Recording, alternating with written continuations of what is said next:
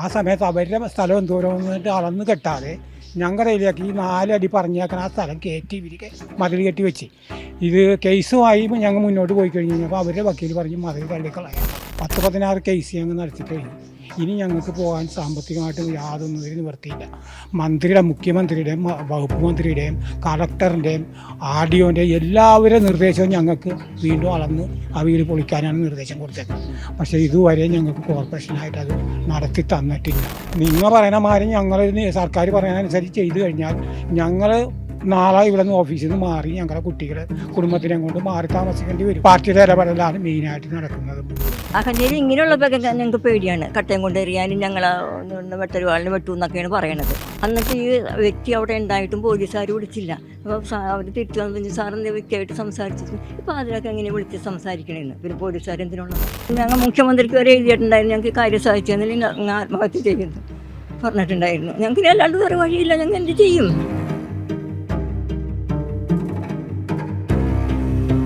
നമസ്കാരം. ഈ വാർത്ത കൊച്ചി മേയർക്ക് മുമ്പിലേക്ക് മറുനാടൻ എത്തിക്കുകയാണ്. അതായത് കൊച്ചി കോർപ്പറേഷൻ 76-ാം ഡിവിഷനിൽ താമസിക്കുന്ന 2 വയോധികരുണ്ട്. മണിയും പ്രസാദും എന്നാണ് പേര്. അവളുടെ വീടിൻ്റെ ഒരു ഭാഗം സ്ഥലം കയ്യേറി ഒരാൾ കെട്ടിടം വെക്കുകയുണ്ടായി. അത് കോടതിയുടെ ഉത്തരവൊക്കെ ഉണ്ടായിട്ട് പോലും അത് നടപ്പിലാക്കാൻ ഈ കോർപ്പറേഷൻ അധികാരികൾ അനുവദിക്കുന്നില്ല. അവർ അതിന് കൂട്ടു നിൽക്കുകയാണ്. നമുക്ക് ഈ ദൃശ്യങ്ങളിൽ കാണാം. ഇവിടെ ഒരു മതിലുണ്ടായിരുന്നു. ആ മതിൽ പൊളിച്ചതിന് ശേഷം ആ കെട്ടിടം വെച്ചതാണ്. ആ കെട്ടിടത്തിൽ അനധികൃത നിർമ്മാണമുണ്ട് എന്ന് പറഞ്ഞുകൊണ്ട് കോടതിയുടെ ഉത്തരവ് പ്രകാരം അത് പൊളിച്ച് മാറ്റി, അത് കട്ട് ചെയ്ത് മാറ്റിയതാണ് നമുക്ക് ആ ദൃശ്യങ്ങളിൽ കാണാൻ കഴിയുന്നത്. അപ്പോൾ അത്തരത്തിൽ വലിയ ഒരു നിയമലംഘനം നടത്തിയിട്ടും ഈ അധികൃതർ ഇവർക്ക് ഒത്താശ ചെയ്യുന്ന ഒരു കാര്യമാണ് നമുക്ക് മനസ്സിലാക്കാൻ കഴിയുന്നത്. ഹൈക്കോടതി ഉത്തരവ് പോലും ഉണ്ടായിരുന്നതാണ്. എന്നാൽ അതൊന്നും വകവയ്ക്കാതെ ഈ കൊച്ചി കോർപ്പറേഷൻ അധികൃതർ ഇവർക്ക് ഒത്താശ ചെയ്തു കൊടുക്കുകയാണ്. എന്തായാലും 70 വയസ്സുള്ള പ്രസാദും 65 വയസ്സുള്ള മണിയും ആ 2 വയോധികരായിട്ടുള്ള ആൾക്കാരാണ് ഇവിടെ താമസിക്കുന്നത്. അവരുടെ ജീവന് തന്നെ ഇപ്പോൾ വലിയൊരു ആപത്ത് നേരിടുന്ന ഒരു സാഹചര്യമാണ്. ഇത് എന്താണ് ഇവിടെ സംഭവിച്ചത്? നിങ്ങളുടെ സ്ഥലം എങ്ങനെയാണ് ഈ അയൽക്കാരൻ, അയാളുടെ പേരെന്താ? മൈക്കിൾ വിനീഷ്. അയാൾ എങ്ങനെയാണ് കയ്യേറിയത്? ഞങ്ങൾ ഇവിടെ സ്ഥലം വാങ്ങിയിട്ട് പോയി. എത്ര സെന്റ്? ഈ 4 സെൻറ്റിന് താഴത്ത് എൻ്റെ മുതലാളിയുടെ സ്ഥലം വരുന്നത്. അവർ വഴി വന്ന കാരണം 4 അടി സ്ഥലം എനിക്ക് ഫ്രീ ആയിട്ട് ഫ്രണ്ടിൽ ഇട്ട് തന്നിട്ട് ബാക്കിയുള്ള സ്ഥലം വഴിക്ക് വേണ്ടി ഇട്ട് തന്നാണ് വീട് വരുമ്പോൾ പോകാതിരിക്കാൻ. അങ്ങനെ തന്ന സ്ഥലം ഞങ്ങൾ ഇവരും മേടിച്ചിട്ടുണ്ടായിരുന്ന സ്ഥലം ഒന്നിച്ചൊരു ഫ്ലോട്ടായിട്ട് കിടക്കുകയായിരുന്നു. ഇവരും ഒരു ദിവസം പറമ്പ് കാണാൻ വന്ന് ഞങ്ങളും വന്ന് ആ സമയത്ത് ഞങ്ങൾ ഉള്ള സത്യാവസ്ഥ ഇവരോട് പറഞ്ഞ് ഞങ്ങളുടെ ഇത്രയും സ്ഥലം അത് 4 അടി സ്ഥലം ഇങ്ങനെ കൂടുതൽ ഞങ്ങൾക്ക് തന്നിട്ടുണ്ട്, ആധാരത്തിൽ അത് കാണിച്ചിട്ടില്ല, അങ്ങനെ ഞങ്ങളുടെ സ്നേഹത്തിൻ്റെ പുറത്തും ഒരാൾ തന്നേക്കണേന്. ഇതനുസരിച്ച് അവർ ഗൾഫിലാണ്. ഗൾഫിൽ പോയി നിന്നിട്ടും ഭാര്യ അവരുടെ വീട്ടുകാരെ കൊണ്ട് മതിൽ കെട്ടിച്ച് ആ സമയത്ത് അവരുടെ സ്ഥലം എന്തോരം എന്നിട്ട് അളന്ന് കെട്ടാതെ ഞങ്ങളുടെ ഇതിലേക്ക് ഈ 4 അടി പറഞ്ഞേക്കാൻ ആ സ്ഥലം കയറ്റി ഇവർ മതിൽ കെട്ടി വെച്ച് ഇത് കേസുമായി ഞങ്ങൾ മുന്നോട്ട് പോയി കഴിഞ്ഞ് കഴിഞ്ഞപ്പോൾ അവരുടെ വക്കീൽ പറഞ്ഞ് മതിൽ തള്ളിക്കളയാൻ പറഞ്ഞു. എന്നിട്ട് അവരൊരു കീഴ്ക്കോടതിയിൽ ഒരു ബൗണ്ടറി ഫിക്സേഷൻ കേസ് കൊടുത്ത് ആ കേസിലും വിധി ഞങ്ങൾക്ക് അനുകൂലമായിട്ടാണ് വന്നേക്കുന്നത്. അതിന് ശേഷം ഞങ്ങൾ സർക്കാരിലും കോടതിയിലും ഇങ്ങനെ കയറി ഇറങ്ങി നടന്ന് സർക്കാരും പൊളിക്കാൻ പറഞ്ഞിട്ടുണ്ട്, ഹൈക്കോടതിയും പൊളിക്കാൻ പറഞ്ഞിട്ടുണ്ട്. 10-15 വിധി ഞങ്ങൾക്ക് അനുകൂലമായിട്ട് വന്നേക്കാണ്. 10-16 കേസ് ഞങ്ങൾ നടത്തി കഴിഞ്ഞു. ഇനി ഞങ്ങൾക്ക് പോകാൻ സാമ്പത്തികമായിട്ടും യാതൊന്നും ഒരു നിവൃത്തിയില്ല. മുഖ്യമന്ത്രിയുടെയും വകുപ്പ് മന്ത്രിയുടെയും കളക്ടറിൻ്റെയും ആർഡിഒൻ്റെയും എല്ലാവരുടെ നിർദ്ദേശവും ഞങ്ങൾക്ക് വീണ്ടും അളന്ന് അവയിൽ പൊളിക്കാനാണ് നിർദ്ദേശം കൊടുത്തേക്കുന്നത്. പക്ഷേ ഇതുവരെ ഞങ്ങൾക്ക് കോർപ്പറേഷനായിട്ട് അത് നടത്തി തന്നിട്ടില്ല. അത് ഞങ്ങൾക്ക് ഇനി നടത്തി കിട്ടണം. ഞങ്ങളുടെ പ്രായം ഇതായി, ഞങ്ങൾ ആ മകം പോലും നോക്കാത്ത അവസ്ഥയിൽ അവർ മാറേണ്ടി വന്ന് പാമ്പും വെള്ളവും കയറിയിട്ട് ഞങ്ങൾക്ക് വേനൽ വർഷത്തിൽ കിടക്കാൻ പറ്റില്ല. അപ്പുറത്ത് വന്ന സാറിന് കാണാം കോലായി എല്ലാം ഇടിഞ്ഞ് തന്ന് കിടക്കുകയാണ്. വീട് ടൈലായ കാരണം ഉള്ളിൽ ടൈലായ കാരണം വെള്ളം കയറിക്കഴിഞ്ഞ് ഇറങ്ങിപ്പോകും.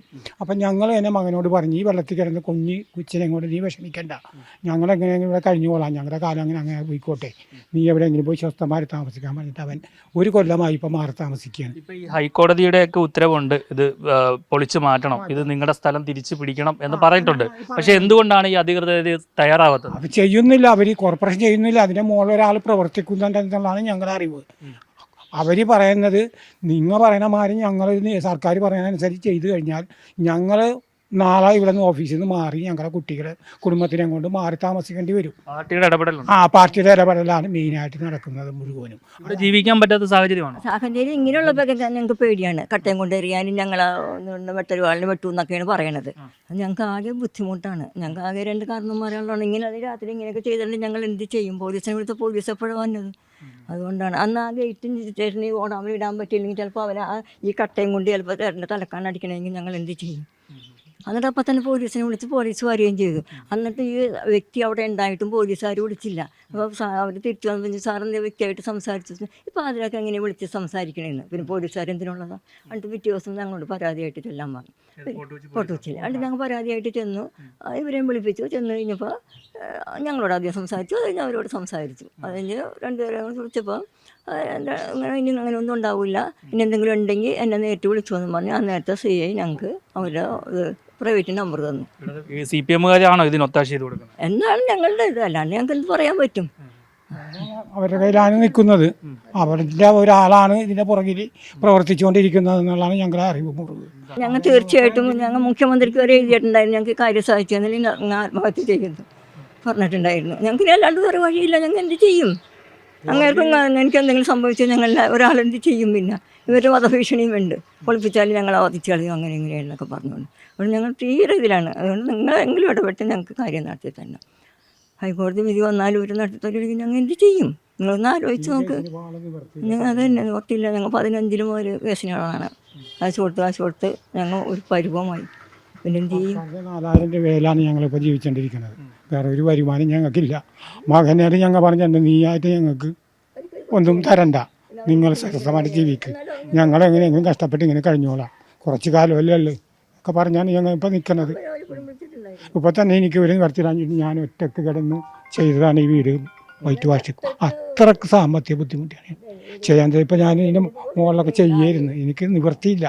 അപ്പം ഞാൻ തന്നെ ചെയ്യാവുന്നതൊക്കെ ചെയ്ത് വീടൊന്ന് മേലാക്കിയതാണ്.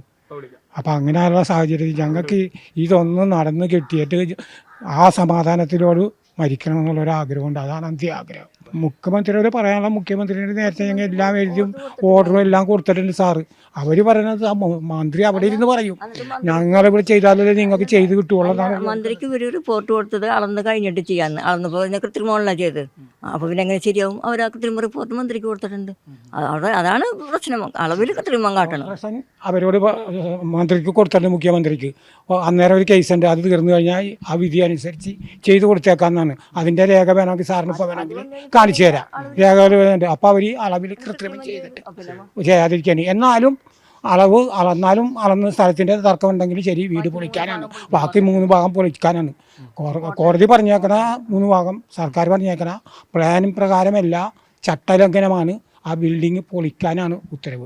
ഗുണ്ടായിസം തന്നെ നടക്കുന്നത് മുഴുവനും. സാറിൻ്റെ ഞങ്ങൾ ആ രേഖകൾ അയച്ചു തന്നാൽ സാർ നോക്കിയാൽ വലിയ ഗുണ്ടായിസം തന്നെയാണ്. കാരണം ഈ വയോധികർക്ക് ജീവിക്കാൻ പറ്റാത്തൊരവസ്ഥയാണ്. ഇവിടെ ഈ സ്ഥലം കയ്യേറി അവർ ചോദ്യം ചെയ്യുമ്പോൾ അവരെ ആക്രമിക്കാൻ എത്തുക വരെ ചെയ്യുന്നുണ്ട്. ഈ നേരത്തെ പറഞ്ഞ പോലെ ഈ ഗേറ്റൊക്കെ ചവിട്ടി പൊളിച്ച് അകത്ത് കയറാനൊക്കെ ശ്രമിച്ചു.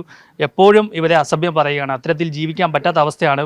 പോലീസാണെങ്കിലും ഈ കോർപ്പറേഷൻ അധികൃതരാണെങ്കിലും എല്ലാം ഒത്താശ ചെയ്ത് കൊടുക്കുന്നു എന്നാണ് ഈ പാവം വയോധികർ പറയുന്നത്. അവർക്ക് ഈ ഒരു കേസ് ജയിച്ച് കഴിഞ്ഞിട്ടും അതിന് നീതി കിട്ടുന്നില്ല. എന്തായാലും ഹൈക്കോടതിയെ ഇവർ വീണ്ടും സമീപിക്കാൻ ഒരുങ്ങിയാണ്. ഈ ഹൈക്കോടതി വിധി നടപ്പിലാക്കാത്തതിനെ തുടർന്ന് കോടതി അലക്ഷ്യ ഹർജി കൊടുക്കാനുള്ള ഒരുക്കത്തിലുമാണ്. എന്തായാലും ഇതൊക്കെയാണ് നമ്മുടെ ഈ കേരളത്തിൽ നടക്കുന്നത്.